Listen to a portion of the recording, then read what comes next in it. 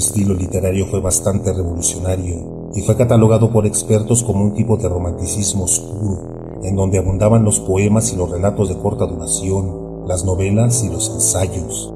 Se considera que su estilo marcó una importante diferencia en el cuento, y de hecho se le conoce como el maestro del cuento corto, pues antes de que él escribiera, los cuentos eran considerados como una expresión inferior del campo literario.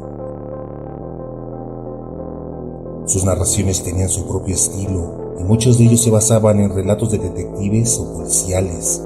Su estilo también de poeta influenció en gran manera a los escritores de poesía de todo el mundo.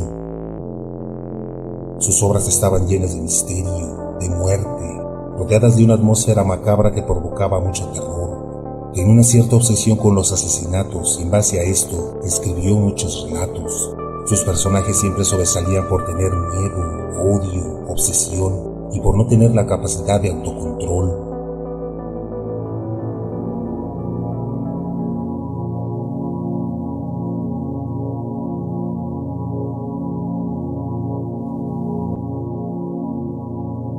Ahí, en una calle fría y solitaria, como en una de tantas noches, aparecía un hombre en la acera. Se está muriendo. Algunos piensan que se trata de algún mendigo que ha parado ahí por alguna razón.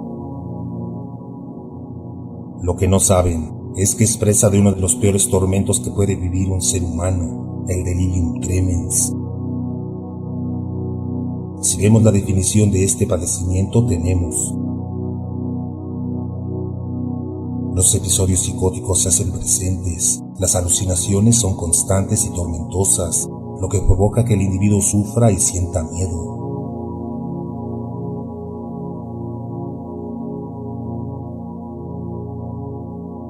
Allí estaba tirado en medio de la basura, su ropa estaba sucia, hecha jirones en algunas partes. Algún noctámbulo se acerca, pero no lo reconoce, y se aleja y lo deja solo. Lo que no sabían era que ese hombre es uno de los padres de la literatura universal, maestro inconfundible, genio incomparable. Recordamos un fragmento de su obra.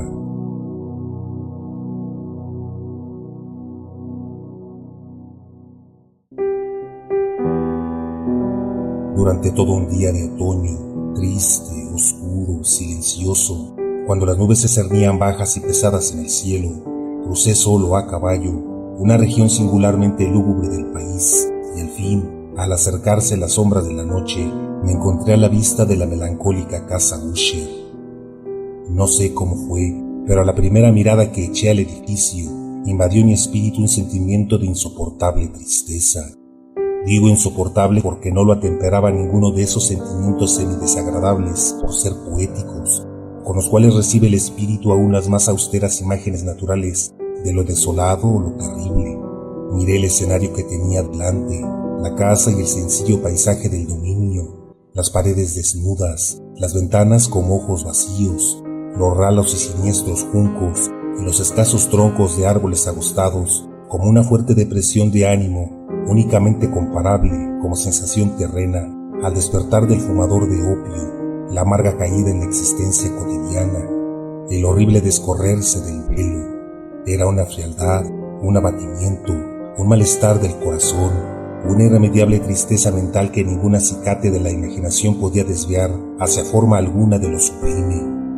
¿Qué era? Me detuve a pensar, que era lo que en sí me desalentaba en la contemplación de la casa Usher.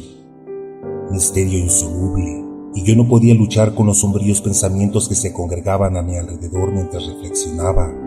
Me vi obligado a incurrir en la insatisfactoria conclusión que mientras hay, fuera de toda duda, combinaciones de simplísimos objetos naturales que tienen el poder de afectarnos así, el análisis de este poder se encuentra aún entre las consideraciones que están más allá de nuestro alcance. Era posible, reflexioné, que una simple disposición diferente de los elementos de la escena, de los detalles del cuadro, fuera suficiente para modificar o quizá anular su poder de impresión dolorosa, y procediendo de acuerdo con esta idea, empujé mi caballo a la escarpada orilla de un estanque negro y fantástico que extendía su brillo tranquilo junto a la mansión, pero con un estremecimiento aún más sobrecogedor, como el que antes contemplé la imagen reflejada e invertida de los juncos grises y los espectrales troncos y las vacías ventanas como ojos.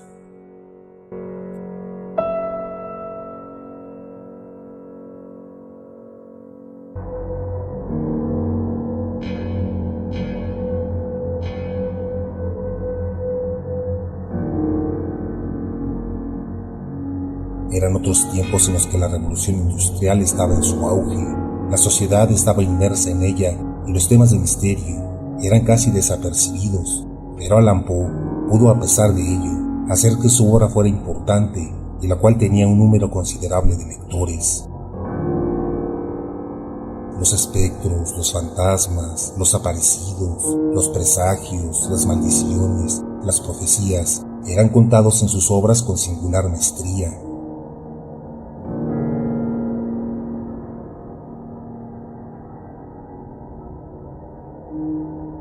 El gato negro, el corazón delator, la caída de la casa Usher, los crímenes de la calle Morgue, la máscara de la muerte roja, el escarabajo de oro, el pozo y el péndulo, narraciones extraordinarias, cuentos de imaginación y misterio, cuentos policiales, la ciudad en el fondo del mar, el palacio encantado, cuentos macabros, son solo algunas de las obras del escritor.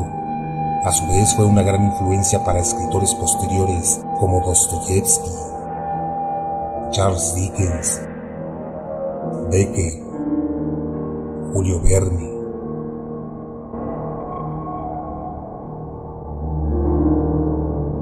Pero aquellos mundos imaginativos y llenos de fantasmas que no son apreciables por cualquiera, según sus críticos, eran causados por sustancias prohibidas que eran consumidas por el escritor, que en las noches dentro de su mismo estudio daban vuelo a escritos donde la imaginación no podía alcanzar a desarrollar de manera natural. Es así que dichas sustancias le enviaban a mundos nunca antes explorados por ningún otro. La escritura llega a ser febril, incluso durante horas podía escribir, según sus críticos.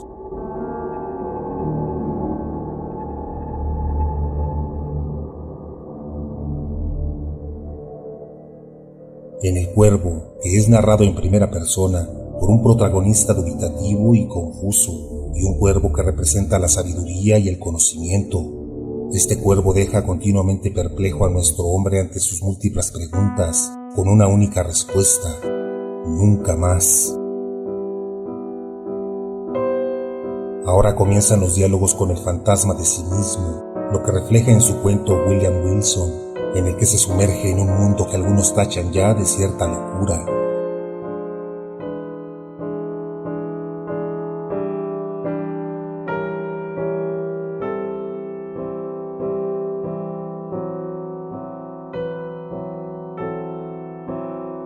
En las aventuras de Arthur Gordon Pym, narra cómo un grupo de navegantes a la deriva, donde sortean quién de ellos se sacrifica para que se lo coman y los demás puedan sobrevivir, algo que realmente pasó 47 años después de la muerte de Allan Poe, en el yate Mignonette en las costas africanas. Quizá una capacidad de adivinar el futuro o una coincidencia monumental.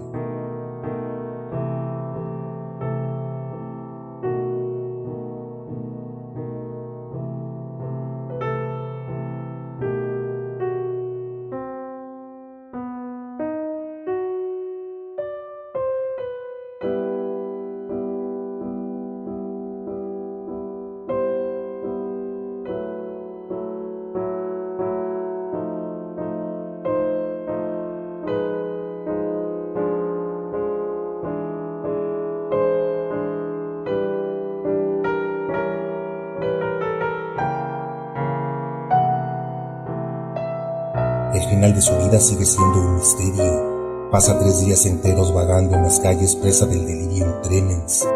En esa noche de 1849 es llevado al Hospital Washington de Baltimore. Hasta ahí, los delirios continúan. El diálogo con extraños seres se hace presente, dejando a los médicos perplejos. La muerte se acerca y no se sabe a ciencia cierta cómo ocurrió su muerte. La iglesia lo celebra. Aquel individuo que había hecho relatos sacrílegos, al fin tenía su merecido, que su legado sería olvidado en unos cuantos años, y que su vida no había significado nada para la literatura. Curioso, porque todos aquellos que lo criticaron fueron olvidados con el paso del tiempo, mientras el legado de Allan Poe sigue presente hasta nuestros días.